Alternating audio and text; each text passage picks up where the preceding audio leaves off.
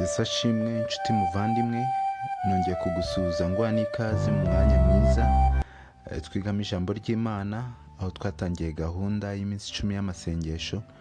Ni gahunda ihuriweho ku isi yose, aho turi kwiga ibyigisho by'ububyutse n'ivugurura. Muri iki gihe twaba dufite insanganyamatsiko muri uyu mwaka igira iti dore murabohowe nuko mugende.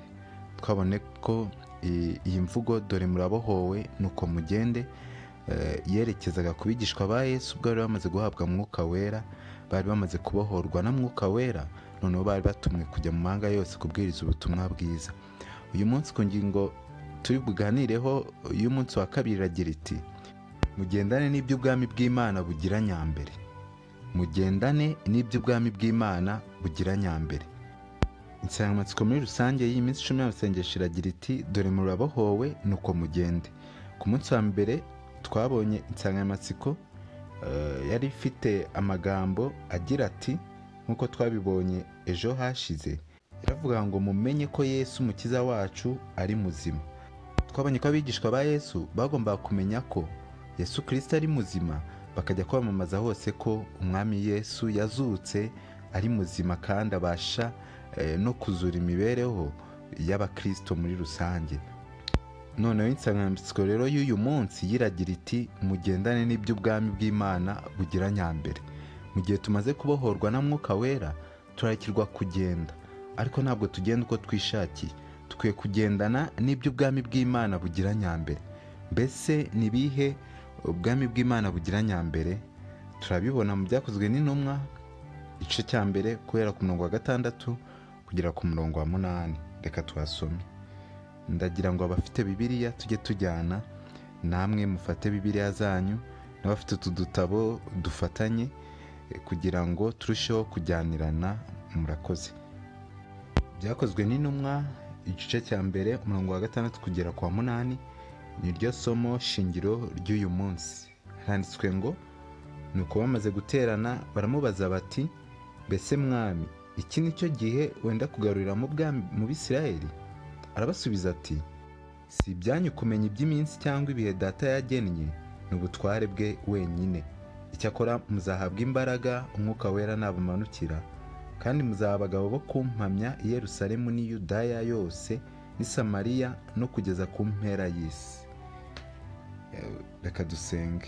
Data mwiza, Imana y'impuhwe nyinshi n'urukundo rutarondoreka, twongeye kugushima ko uduha amahirwe yo kubumbura ibyanditswe byera. Ubwo turi amahoro tukaba tubonye n'uyu mwanya mwiza, uduhire Mwuka Wera abane natwe, de kumva neza no kumvira, maze dusobanukirwe intego nyamukuru yo kujyana ubutumwa bwawe, tubishyira abatarabumenya ariko natwe bwabanje kuduhindura, tuyobowe na Mwuka Wera. Reka ubuntu bwawe bukomeze kubana natwe muri uyu mwanya, ko turushaho kwimbika mu byanditswe byera. Tuhirwe nawe mu izina rya Yesu, amen. Hano ku isomo tumaze gusoma abatubajije ngo ni iki abo bigishwa bari bashyize imbere cyane mu bitekerezo byabo.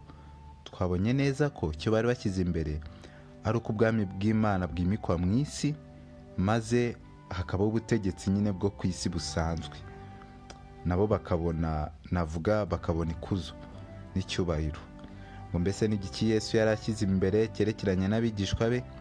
Tubonye ko icyo Yesu yari ashyize imbere ari ukujyana ubutumwa bwiza mu mahanga yose. Mbese ni ibihe bintu ushyira imbere bifata umugabane munini w'imbaraga zawe kurusha ibindi? Mwibuke icyigisho turi kwiga uyu munsi gifite insanganyamatsiko igira iti mugendane n'iby'ubwami bw'Imana bugira nyambere. Abigishwa ba Yesu ibyo bari bashyize nyambere ni ibyubahiro n'ikuzo hano ku isi, ariko ibyo ubwami bw'Imana bwari bugize nyambere ni ukujyana ubutumwa bwiza bakabubwira abantu bose. None njye nawe ni iki tugira nyambere kurusha ibindi, bikadufata n'umugabane munini w'ubuzima bwacu, bikadutwara n'imbaraga kuruta ibindi? Rero Ntahita hari icyo avuga mu nyandiko ze. Yaravuze ati mbere y'uko Kristo azamuka mu ijuru, yahaye abigishwa inshingano yabo. Yababwiye ko bagomba gusohoza umugambi wo kuraga isi ubutunzi bw'ubugingo buhoraho. Umugambi wa Yesu ndetse n'ijuru muri rusange, umugambi ubwami bw'Imana bugira nyambere nta wundi ni uwo kuraga isi ubutunzi bw'ubugingo buhoraho. Iyo niyo nshingano abigishwa bari bafite, kandi nicyo cyerekezo natwe tugomba gukoreramo. Tugomba kugenda tuyobowe na Mwuka Wera, dushyira abantu ubutumwa bwiza bwo kwihana ibyaha no kubabarirwa, kugira ngo babone ubugingo buhoraho nk'uko Yesu Kristo yabugeneye abantu bose bazumva ijambo rye bakaryizera. Yarababwiye ati, mwabaye abahamya b'ubuzima bwanjye bwo kwitangira abatuye isi. Mwitegereje imirimo nakoreye Abisirayeli, kandi ubwo ubwoko bwanjye butaje aho ndi ngo bubone ubugingo. Nubwo abatambyi n'abakuru bankoreye ibyo bifuzaga, nubwo banyanze, bazongera bahabwa andi mahirwe yo kwemera Umwana w'Imana. Amen. Mwiboneye ko abansanga bose batura ibyaha byabo mbakirana ubuntu. Amen. Uza aho ndi sinzamwirukana. Bigishwa banjye, mbashinze ubu butumwa bw'imbabazi bugomba gushyirwa abayuda n'abanyamahanga, wereye ku Bisirayeli maze ukageza ku mahanga yose, indimi zose n'amoko yose. Abizera bose bazakoranyirizwa mu itorero rimwe. Aya magambo ari mu Byakozwe n'Intumwa paje 20. Ni amagambo meza cyane. Ni amagambo agaragaza inshingano ijuru rigira nyambere, ni ugushyira abantu ubutumwa bwiza bw'ubugingo buhoraho, bakabumenya, bakabwakira, bakihana, tukitegura kugaruka kwa Kristo. Tubona ko nta muntu n'umwe ufite urukuta imbere y'Imana. Yesu Kristo yapfiriye umuntu wese, kandi yiteguye guha agakiza umuntu wese uza aho ari yatura ibyaha, hatitawe ku byaha wakoze byose. Nta cyaha waba warakoze kiruta icyo kugambanira Imana. Abamwishe nabo, abamugira ibyo bifuzaga, yavugaga abatambyi n'abakuru bamugambaniye bakamwicisha, ngo nabo ntabwo abanga, ategereza ko bihana rwose. Reka twese twegere intebe y'imbabazi, twihane, twicuze ibyaha byacu, niyo kwizerwa kandi ikiranukira kutubabarira. Maze nitubabarirwa natwe tujyana iyo nkuru nziza mu mahanga yose ko Yesu akiza. Tubwire abantu bose ko Yesu akiza. Ngicyo Imana yifuza ko dukora. Ngiyo intego nyamukuru ijuru ryose ryitayeho.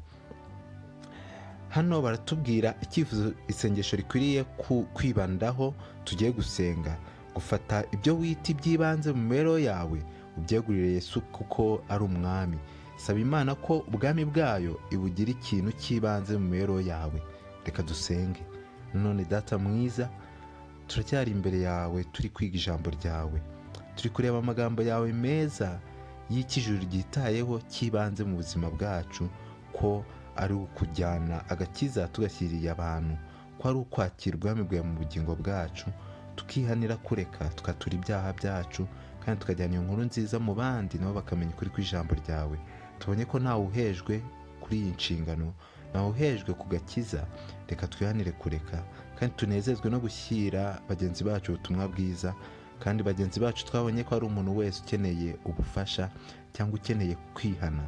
Reka uba ari wowe kutuyobora, kandi twe ntitwabyishoboza. Utwambike iyo mbaraga, agakiza kawe kabe nyambere muri twe. Ibyo ugira nyambere biba ari byo biba nyambere mu mibereho yacu ya buri munsi. Twishimiye ko biduhaye mu izina rya Yesu. Amen. Turakomeza n'umwitozo w'ihuzabikorwa. Twabonye ko ibi bikorwa ku bantu bari kumwe nk'umuryango cyangwa se aho bari gusengera nk'itorero kubo bishobokera. Naho twe turi kwiga online, turi kwiga nkanjye nyine dufatanya. Biragoye ko twe twabikora, ariko abashoboye barenze umwe, 2, 3, 4 babikora bitewe n'aho muri. Ngo rarika abantu bose bafunga amaso yabo. Mwese nimufunga amaso yanyu, mwitunganye, mujye ku murongo ugororotse, mudafatanyeho, ngo mubasha gukoresha amajwi yanyu yonyine kugira ngo mukore uwo murongo. Niba mumaze gukora uwo murongo, mufungure amaso yanyu. Ngo mbese mwabikoze mute? Reka gusenga dusaba guhabwa Mwuka Wera. Nimusengere hamwe muti, Mwami humura amaso yacu, Mwuka Wera, kugira ngo tube umwe mu murimo waduhaye. Aka ni akitozo bari baduhaye kugira ngo tugakore dufunze amaso. Birashoboka ko bidahita bidukundira gukora uyu mwitozo, ariko ugendereye iki? Icyo ugendereye nta kindi. Beta tugira ngo dusenge dusaba guhabwa Mwuka Wera. Ngo dusengere hamwe tuti, Mwami humura amaso yacu, Mwuka Wera, kugira ngo tube umwe mu murimo waduhaye. iri ni isengesho rikomeye, reka twese turisengere mu mutima, dusabe Imana ihumura amaso yacu kugira ngo tube mu murimo wayo kandi tuwubemo tuyobowe na Mwuka Wera. Imana iratwumva kandi yiteguye kubidukorera niba koko dufite imitima yiteguye kwakira kandi ishimishijwe no gukora umurimo wayo. Reka dusabe Imana iduhumura amaso yacu, maze Mwuka Wera abane natwe kugira ngo tube umwe mu murimo Imana yaduhaye. Reka ducukumbure noneho mu ijambo ry'Imana. Twasomye isomo riri mu Byakozwe no mu gice cya mbere ku murongo wa 6 kugera ku wa 8, aho tubona Yesu aho abigishwa be inshingano yo kujyana ubutumwa bwiza mu mahanga yose, kandi ababwira ko ibyerekeye kugaruka kwe, byerekeye kwimika ubwami bwe, uwo munsi utamureba nawe ubwe ntawuzi, nabo ntibagomba kumenya, biri mu bubasha bw'Imana yonyine. Kugereranya icyifuzo cya Yakobo na Yohana kiboneka muri Mariko cya 10:35 kugera ku 37, n'ikibazo abigishwa bibazaga kiboneka mu Byakozwe n'Intumwa cya 60. Mbese ni iyihe nsanganyamatsiko yari yihariye ibitekerezo by'abigishwa? Iyo usomye muri Mariko mu gice cya 10 umurongo wa 35 kugera ku 37, uhabona icyifuzo cya Mariko, icyifuzo cya Yakobo na Yohana. Reka turebe uko handitswe, twumve uko handitswe. Turera ku murongo wa 35 ahavuga ngo ubukuru bwo mu bwami bw'Imana. Handitswe ngo nuko Yakobo na Yohana bene Zebedayo baramwegera, baramubwira bati, mwigisha, turashaka kuduha icyo tugusaba cyose. Arababaza ati, murashaka ko mbaha iki? Baramusubiza bati, uduhe kuzicara mu bwiza bwawe, umwe iburyo bwawe, undi ibumoso bwawe. Amagambo murayumviza. Icyifuzo cya Yakobo na Yohana kwari ukuzicara iburyo bw'Umwami Yesu Kristo, umwe iburyo bwe, undi ibumoso bwe. Muri make kwari ukuzicara bakikije Yesu Kristo. Iyo tugeze ushobora kwibwira ko iki cyari icyifuzo cya Yohana na Yakobo gusa, ariko mu gice cya mbere cy'Ibyakozwe n'Intumwa ku murongo wa 6 turabona abigishwa muri rusange none icyifuzo cyabo ko kitari gitandukanye rwose n'ibyo Yohana na Yakobo basabye. Abavandimwe bombi baravuze ngo nuko bamaze guterana baramubaza bati, mbese mwami, iki ni cyo gihe wenda kugaruriramo ubwami mu Bisirayeli? Mwibuka ahangaha bamubaza aya magambo. Yesu yamaze gupfa arazuka, aranababwira ati, nazukanye ubutware bwose mu ijuru no mu isi. Baramubaza ati, none iki ni cyo gihe ubwami bwawe bugiye kubuzanira hano ku isi ukabwimika? Murumva ko bose icyifuzo cyari kimwe, kwari ukuba mu bwami bw'Imana hano ku isi. Bari bazi ko ubwami bw'Imana buzimikwa hano ku isi. Nyamara mwibuke ko Yesu yabwiye Pilato ko ubwami bwe atari ubwa hano ku isi. Bivuze neza rero ko ibyifuzo byari mu bigishwa ba Yesu bitandukanye n'icyifuzo ijuru ryari rifite, kandi turarikirwa nk'uko twabibonye gushyira nyambere icyo ijuru naryo rishyira nyambere, kugendana n'iby'ubwami bw'Imana bugira nyambere. Kandi twabonye ko nta kindi ari ubugingo buhoraho, kubushyira abantu bose bo mu mahanga yose. Rero ibyifuzo by'abigishwa ba Yesu byari bitandukanye n'ibyo Yesu we yabashakagaho. Ariko uko dukomeza kujya mbere turushaho kwibaza iki kibazo ngo, mbese twebwe tugendana n'iby'Imana cyangwa n'iby'ijuru rigira nyambere? Nidusanga tutagendana n'iby'ijuru rigira nyambere, duhindure uko twagendaga, twemere kuyoborwa na Mwuka Wera, maze tugendane n'iby'ijuru rishyira nyambere imbere. Turasoma kandi bakomeza hano batubaza ngo, iyo dusomye mu Byakozwe no mu gice cya 7 ngo, mbese igisubizo Yesu yasubije abigishwa ni iki kibwira umuryango wawe cyerekeranye n'ibyo mwibaza ku hazaza? 7 Yesu arababwira ati, si ibyanyu kumenya iby'iminsi cyangwa ibihe Data yagennye, ni ubutware bwe wenyine. Yesu yibukije abantu ko kumenya iby'igihe Data wo mu ijuru yagennye azazana ubwami bwe atari ibyacu. Bivuze neza ko ntabwo bisobanuye ko tudakwiye kwita ku gihe dusohoyemo, ahubwo tukwiye kwitegura umunsi ku wundi, tukwiye guhora twiteguye kuko tutazi umunsi cyangwa igihe. Ibi rero bituma dukorera byose guha Imana icyubahiro, buri wese mu gihe afite ku isi akagikoresha neza uko bikwiriye, igihe cye cyarangira akigendera. Hari abo Yesu yasanga bakiriho, hari na benshi azasanga batakiriho. Imperuka yacu rero itangira tukiri ku isi. Iyo dushizemo umwuka, imperuka yacu ibigeze. Nubwo atari imperuka y'ahazaza hacu, ariko uko dupfuye bigena uko Kristo nagaruka tuzerekanwa. Buri wese rero akwiye kwita ku iherezo rye kuruta uko yakwita ku gihe Kristo azagarukira, kuko icyo gihe ntabwo tukizi. Eno White atubwira iki mu nyandiko ze? Inshingano yo kwamamaza ubutumwa bwiza ni ryo tegeko rikomeye ryo mu ngoma ya Kristo. Murumva ikiyo ijuru rigira nyambere nta kindi, ni inshingano yo kwamamaza ubutumwa bwiza, kandi ni ryo tegeko rikomeye kuruta andi yose mu ngoma ya Kristo. Akomeza agira ati, abigishwa bagombaga gukorana ubwitange bakorera abantu, babararikira kwakira imbabazi. Ntabwo bagombaga gutekereza ko abantu bizana, ahubwo nibo bagombaga kubasanga babashyiriye ubutumwa babafitiye. Byakozwe n'intumwa paje 20. Turabona neza ko inshingano abigishwa bari bafite ari yo kujyana ubutumwa bwiza bw'agakiza, ubutumwa bwiza bwo kwakira imbabazi ku bantu bose. Kandi ntabwo abantu aribo bagombaga gusanga abigishwa, ahubwo abigishwa nibo bagombaga kubasanga. Bisobanuye iki? Ntabwo ari twebwe, ntabwo tugomba kwiyicara ngo abantu batuzire batubaza iby'agakiza, ahubwo dukwiye kubasanga tubabwira iyo nkuru nziza y'uko Yesu akiza, ubwo butumwa bwiza bwa Kristo bw'imbabazi, maze abantu bakabumenya, abemeye bakabwakira, tukitegurana kugaruka kwa Kristo. Dukomeje, batubwiye ngo nimukore uruziga, mupfukamire ku mavi yanyu musenge, nimwunge ubumwe, musabe Imana ibaha umutima wayo wo kwita ku byo yita iby'ingenzi. Nimusabe gusorezwa isezerano rya Mwuka Wera kugira ngo muyibere abahamya aho mujya hose. Reka dusenge. Data mwiza, twongeye kugushima ko ukiturindeye mu buntu bwawe. Turifuza ko wandika mu mitima yacu n'intekerezo zacu ibyo ugira nyambere, twaba natwe ari byo tugira nyambere. Turifuza imbaraga Mwuka Wera kugira ngo ibashe kudushoboza, komeza kuduhira, kandi twizeye ko ugiye kubidukorera mu izina rya Yesu. Amen. Umuryango w'itorero nicyo gikatugezeho.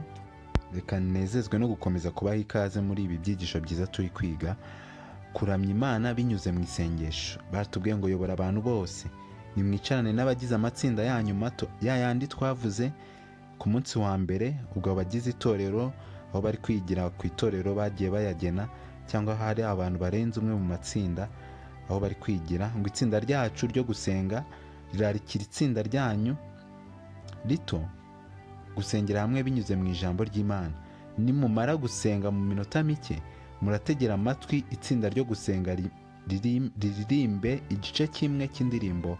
Igihe mugenza mutyo, nyamuneka mujye muhinduranya gusenga no kuririmba. Guhimbaza Imana ngo y'amatsinda mato n'ubundi, ngo nimufungure Bibiliya zanyu musome Luka mu gice cya 19 umurongo wa 10. Aha tugiye kuhasoma. Batubwiye ngo noneho dutekereze amazina yitwa Yesu agaragaza ibyo ashyira imbere. Urugero, mwungeri, nimumuhimbarize ayo mazina, ngo mwese nimuririmbe indirimbo ibafasha guhimbaza Imana. Tuhasoma Luka 19:10. Haranditswe ngo kandi umwana w'umuntu yazanywe no gushaka no gukiza icyari cyazimiye. Luka 19:10. Hano turabona ko umwana w'intama yitwa umwungeri. Icyamuzanye nta kindi ari ugushaka icyari cyarazimiye. Bivuze neza ko natwe tugomba gushyira nyambere iri zina ry'Imana, iri zina ry'Umwami wacu Yesu Kristo, ryo kuba umwungeri mwiza, ryo guhiga abazimiye. Ni inshingano yacu nk'abagize itorero. Niba twese duhamanya n'ijambo ry'Imana ko turi abana b'Imana, twe gutera intambwe tujya gushaka abazimiye, tukabashyira ubutumwa bwiza bw'imbabazi. Imana murakomeze kubidufasha no kubitubashisha. Mwuka Wera abidushoboze. Reka turirimbane indirimbo ya 83 ivuga ngo mwese musingize umwami muti, mwese musingize umwami muti, izina ryawe ryubahwe mwami ni ugira ishimwe ryose, izina ryawe ryubahwe, mwubaha izina, mwubaha izina, mwubaha izina ry'umwami, mwubaha izina, mwubaha izina, mwubaha izina ry'umwami. Hano bakomeza baturarikira muri ya matsinda matoya noneho gusoma Luka igice cya 19 ku murongo wa 8 hagira hati, maze Zakayo arahaguruka abwira umwami Yesu ati, dore databuja, umugabane wa 2 w'ibintu byanjye ndawuha abakene, kandi umuntu wese nambuye ndabimuriha 4. Amen. Tuze ku mugabane wo kwihana. Tubona Zakayo yihana imbere y'Imana, akihana ibyaha yari yarakoze, ndetse akemera no gusubiza abo yari yaranyaze ibyabo, yari yarariganyije ibyabo. Reka dusabe Imana idufashe kubaho imibereho yo kwihana ibyaha.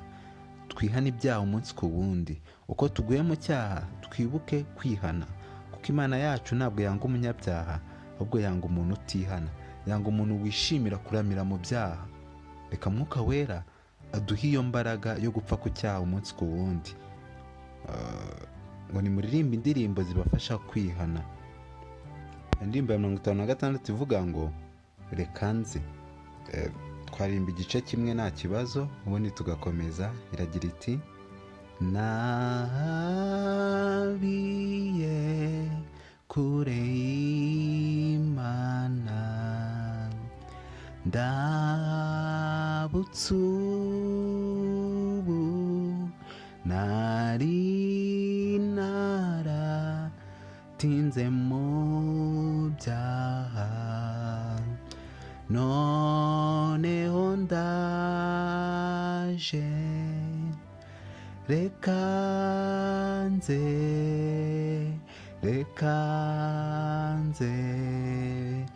ntabwo nzongera, nyemere rumbabarire, mwami nyakira. Reka dukomeze, tugeze ku kagingo ko gusaba muri ya matsinda mato. N'ubundi baturarikiye gusoma muri Yohana mu gice cya 14, turasoma umurongo wa 16. Yohana 14, turasoma umurongo wa 16, twumve uko handitswe. Haranditswe ngo 16, nanjye nzasaba Data, nawe azabaha undi mufasha wo kubana namwe ibihe byose. Amen. Gusenga usaba Mwuka Wera aza tubere umufasha.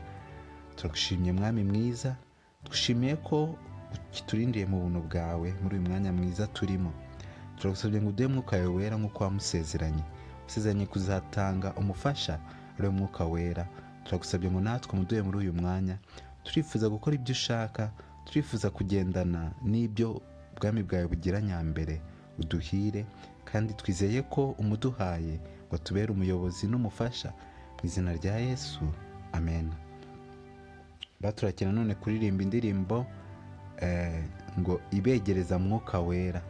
Dushaka nk'indirimbo imwe tukarimba n'ubundi igice kimwe nta kibazo.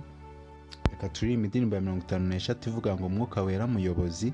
Turimba igice kimwe nta kibazo, biraba bihagije. Mwuka Wera muyobozi, ube hafi y'abakristo, fata ukuboko unyobora, ndumugenzi ku gahinga,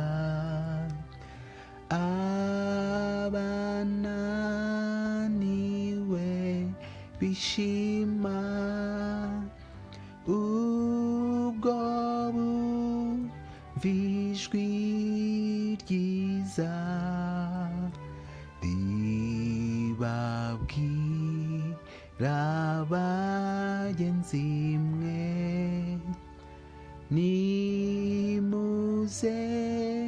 mbageze iwanyu. Amen. Reka dukomeze muri ya matsinda mato n'ubundi batubwiye noneho gutanga ubuhamya ngo nimujye mu matsinda yanyu mato, mukore amatsinda ya 2 cyangwa 3 ngo mubaze kandi musubize iki kibazo ngo mbese ni iki Imana yagufashije gukora ku byerekeye umukoro w'amasaha 24 w'ejo hashize. Mwibuke ko twari dufite umukoro w'amasaha 24 ejo hashize wo gusoma Zaburi ya 46. Yari Zaburimo amagambo make twavuga agira ati twavuga amagambo mo make ngo Imana niyo buhungiro bwacu n'imbaraga zacu, umufasha utabura kuboneka mu byago no mu makuba. Icyo gituma tutazatinya naho isi yahinduka, naho imisozi yakurwa hayo ikajya imuhengeri, naho amazi yaho yahorera akibirindura, naho imisozi yatigiswa no kwihinduriza kwayo. Katurekera aha. Uko dusoje umunsi hari isomo tuba dufite ryo kwibandaho, reka tujye turizirikana kugira ngo gahunda ikomeze kuba nziza kandi turusheho kumva neza buri kimwe cyose cyateguwe, kuko haba harimo amagambo meza yunganira icyigisho tuba twize uwo munsi. Hano batubwiye ngo shimira Yesu Kristo kubwo kuba Imana nzima, saba Umwuka Wera ashyire mu mutima wawe umuntu runaka maze umusangize iby'uko Yesu ari muzima. Byakozwe n'Intumwa igice cya 6 kujya kwa 8 ngo kugira ngo utegure umunsi w'ejo. Hari umwitozo w'ihuzabikorwa, n'umwitozo hano batubwiye ngo hagararana n'abagize itsinda ryawe rito mu ruziga, utekereze umurimo umwe w'ingenzi cyane uri ku rutonde rw'ibyo ugomba gukora muri iki gihe, urugero kwishyura fagitire, gukora imyitozo ngororamubiri yo kwiruka cyangwa gukoresha imodoka n'ibindi. Buri wese ashyira abafite byinshi ku rutonde rwe rw'ibyo yifuza kugeraho cyangwa gukora, ngo nimufate umuntu umwe mugaragaze iyo mirimo bucece, abandi nabo bagerageze gutahura icyo uwo mugenzi wabo yavuze. Ngo twese dufite ibyo dushyize imbere byinshi, ari byihutirwa n'iby'ingirakamaro kurusha ibindi, ngo ariko se nibihe Imana yita iby'ingenzi kuri twe? Batubwiye ko buri wese afite byinshi agira iby'ingenzi.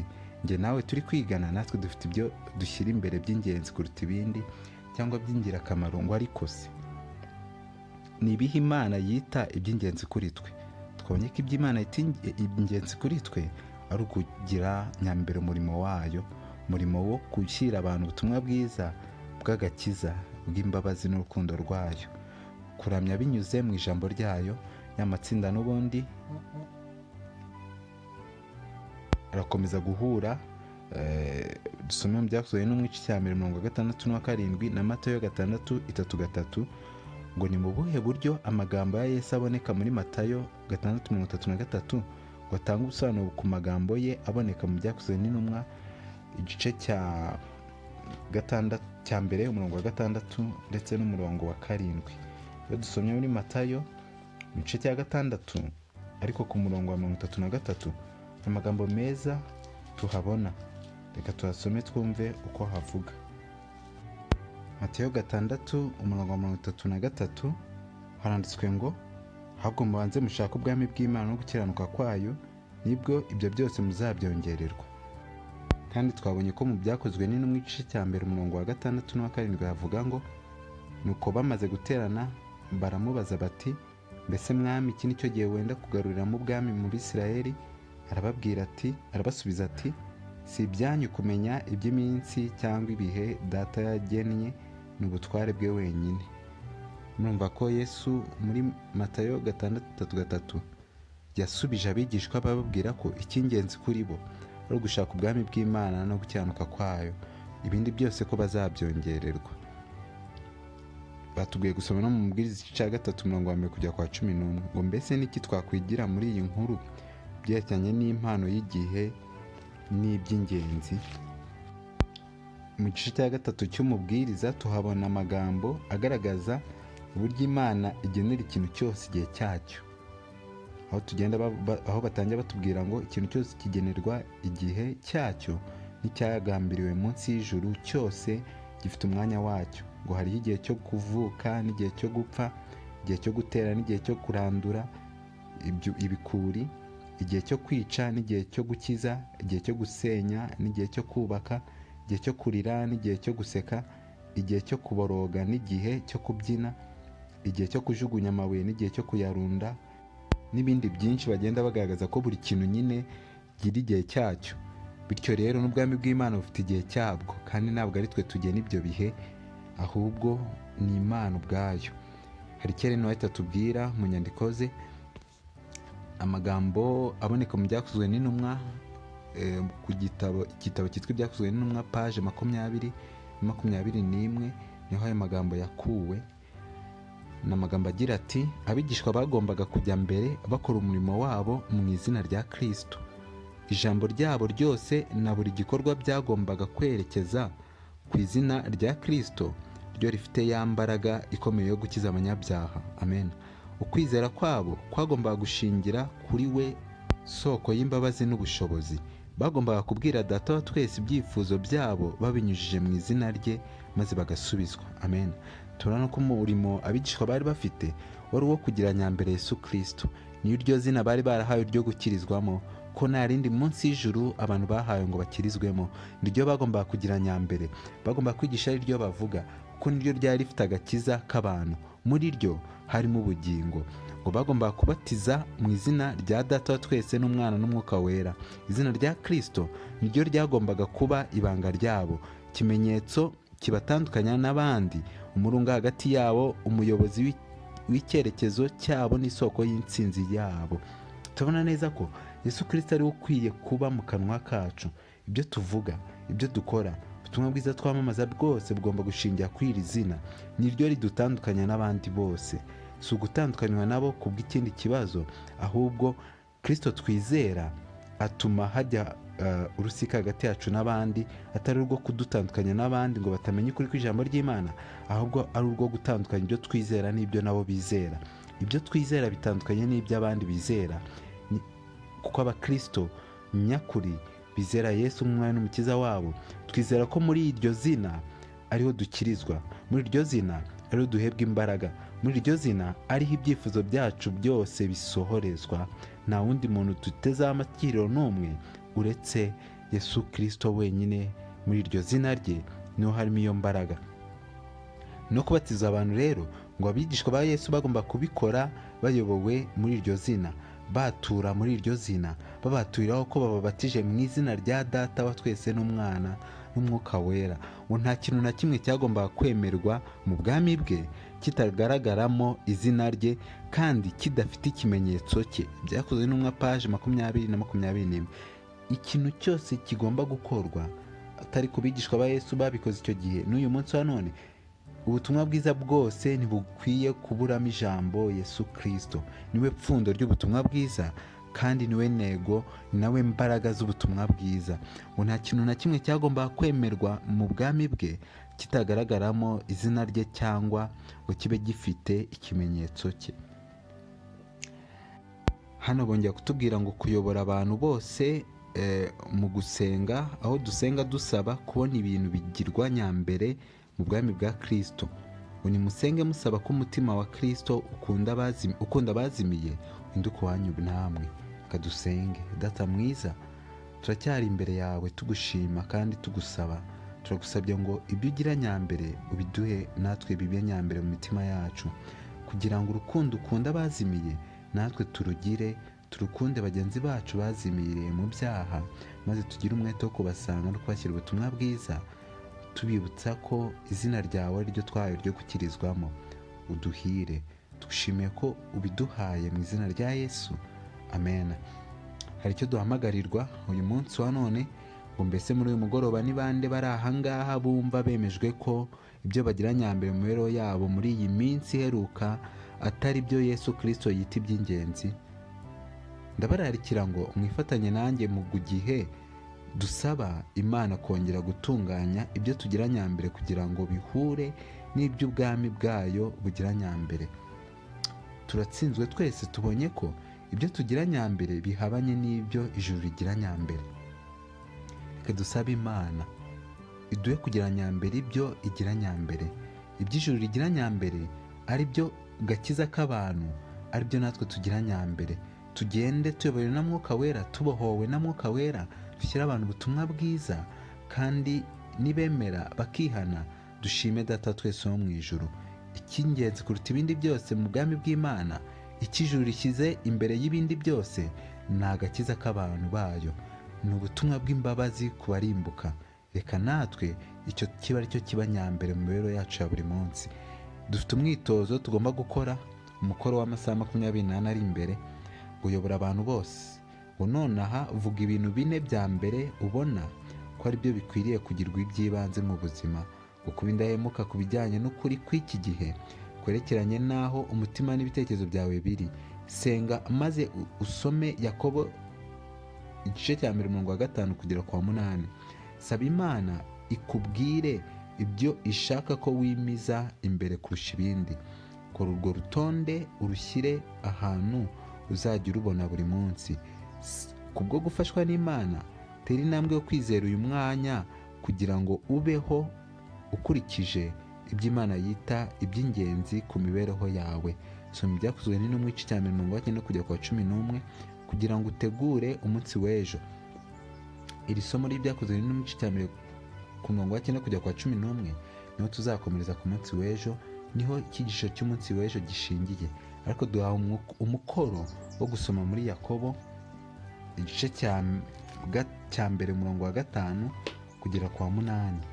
Yakobo wenda ku batari babizi, yari umuvandimwe wa Yesu Kristo.